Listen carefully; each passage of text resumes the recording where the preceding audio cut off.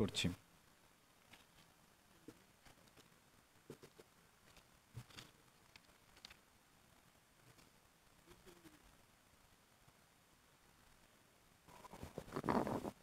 আসসালামু আলাইকুম আরহামতুল্লাহি অবরাকাতুহু। আমি আমার মহান মুর্শিদ চানের পাক দরবার শরীফ থেকে নগণ্য এক প্রতিনিধি হিসেবে আপনাদের সম্মুখে দাঁড়িয়েছি।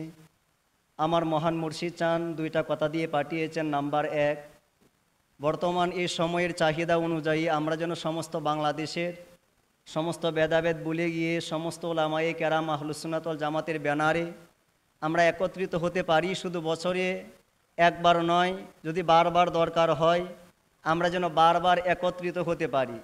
দ্বিতীয় নাম্বার প্রস্তাব দিয়েছেন, আমরা আহলুস সুন্নাত ওয়াল জামাতের ভিতরে যতগুলা পীর মাশায়েখের দরবার শরীফ রয়েছে, এই শব্দটা ব্যবহার করেছেন, অন্তত চাঁদা তুলে হলেও প্রত্যেকটা দরবার শরীফ থেকে কয়েকজন মানুষকে টার্গেট করে যাদের মেধা রয়েছে আল আজহার বিশ্ববিদ্যালয়ে অধ্যয়ন করিয়ে আমাদের যারা বিপক্ষ ভাই রয়েছে তারা যেমন বাংলাদেশটাকে দেওবন্দিভাবে সাজিয়েছে, আমরা যেন বাংলাদেশের আহলুস সুন্নাত ওয়াল জামাতটাকে আল আজহার গরানার সিস্টেমে আমরা সাজাইতে পারি।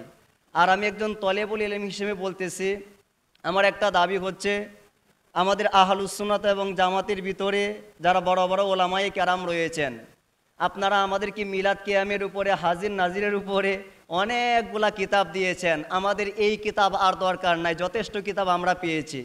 কিন্তু রসুলে পাক সাল্লাল্লাহু তাআলা আলাইহি ওয়া আলিহি ওয়া সাল্লাম ইসলাম ধর্মের তিনটা খুঁটির কথা বলেছেন। একটা হচ্ছে ঈমান, একটা হচ্ছে ইসলাম, আর একটা হচ্ছে ইহসান। এই তিনটার মাধ্যমে মূল ধর্ম ফাউন্ডেশন। তো আপনাদের পায়ে হাত রেখে আমি অনুরোধ করব, ঈমান এবং আকীদার উপরে 1450 বছরের মধ্যে যারা যারা আইম্মায়ে কেরাম রয়েছেন তাদের ইতিহাস, তাদের অবদান, তাদের চরিত্র সম্পর্কে আমাদেরকে আলাদা একটা বই দেন।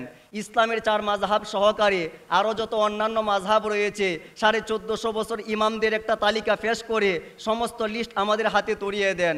নাম্বার 3, আউলিয়ায়ে কেরামের অবদান, সুফিয়ায়ে কেরামের অবদান 1450 বছরের ভিতরে যারা রয়েছে তাদের একটা লিস্ট একত্রিত করে একটা বই হিসেবে আমাদেরকে তুলে দিলে আমরা যারা তলেবে এলেম রয়েছি তাদেরকে আমরা ইনশাআল্লাহ এক কাতারে আনতে পারবো।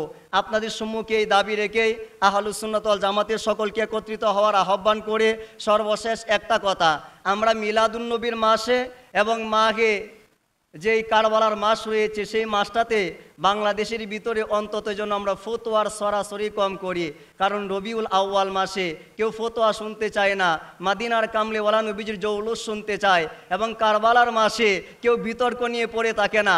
আপনাদের পায়ের হাত রেখে বলবো, অন্তত কারবালার মাসটাকে আপনারা বিতর্কের মাস বানাবেন না।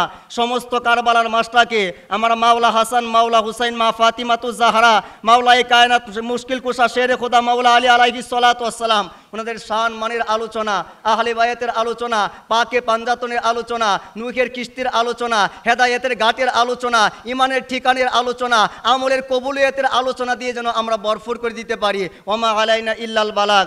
আসসালামু আলাইকুম ওয়া রাহমাতুল্লাহি ওয়া বারাকাতুহু। মাশাআল্লাহ, মারহাবা। সময়ের প্রতি খেয়াল রাখার জন্য আপনাকে বিশেষভাবে ধন্যবাদ। এ পর্যায়ে আমরা আহ্বান জানাচ্ছি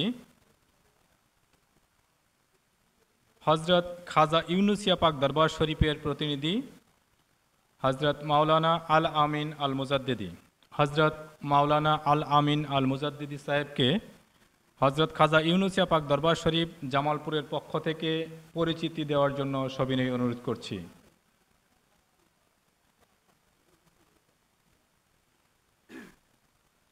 আমাদের মাঝে ইতিমধ্যে এসে উপস্থিত হয়েছেন বিশিষ্ট ক্যান্সার গবেষক ডাক্তার SM সারোয়ার সাহেব। আরও উপস্থিত হয়েছেন বাংলাদেশ সুপ্রিম কোর্টের অ্যাডভোকেট ইকবাল হাসান সাহেব। ওনাদেরকে স্বাগত জানাচ্ছি।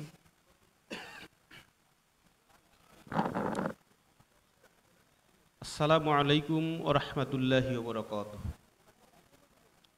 ঘোষণার মধ্যে আপনারা শুনতে পেরেছেন, জামালপুর জেলাধীন সদর খাজা ইউনুসিয়া পাক দরবার শরীফের পক্ষ থেকে আমি নগণ্য গোলাম আপনাদের মাঝে অত্যন্ত আনন্দের সহিত হাজির হয়েছি। আমি ফজরের নামাজ পড়ে আমার বাড়ি থেকে রওনা হয়েছি।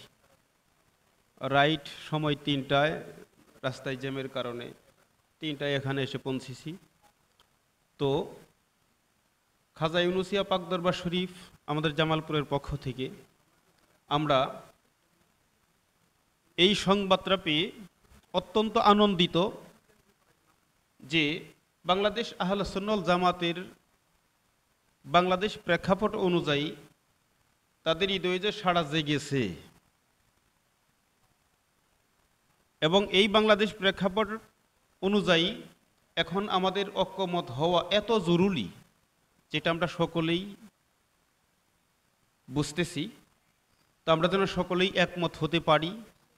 আমাদের পক্ষ থেকে আপনারা সর্বাত্মক অল সাইড সব দিক দিয়ে আমরা শরিক থাকব, এই আশাবাদ ব্যক্ত করে আমি আমার সংক্ষিপ্ত কথা শেষ করছি। আসসালামু আলাইকুম।